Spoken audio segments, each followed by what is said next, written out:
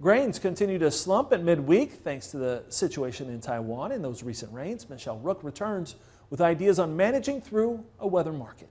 Joining us with market analysis, Darren Fry with Water Street Solutions. Darren, we've been in this weather market and folks out in the country looking at those prices going higher, wondering, when did they pull the trigger and what do we do for marketing, especially as we're moving into the harvest time period? Well, I think rallies are still for selling.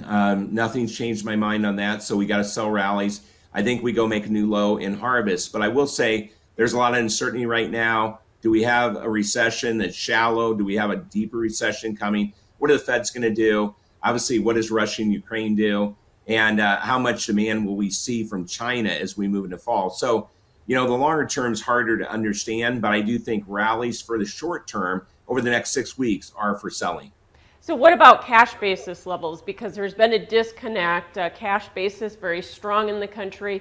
What happens with that as we move into harvest, and how do you market with that in mind? Well, I really think that we're going to keep a strong basis as we get past fall. I think we're going to see a strong domestic market, but also I think you'll see spreads firm up and they'll probably invert. Spreads have more to do with the export market, basis locally, more domestic driven. And so I do think we're lacking the export demand right now, corn and beans, but I think that'll firm as we get into our harvest and past harvest in both corn and soybeans until we see South America come online in February.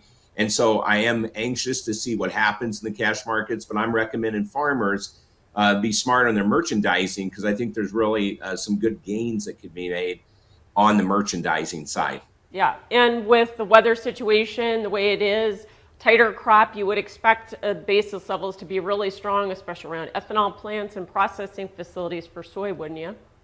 That's exactly right. Basis and that goes opposite of futures when you have plenty of crop. But when things get tight, they both can go together. And I would expect some of that coming out of harvest this year. All right. Thanks for joining us, Darren Fry, Water Street Solutions. And we'll have more Ag Day coming up. For marketing strategy specific to your operation, contact Water Street Solutions at 866-249-2528 or online at www.waterstreet.org.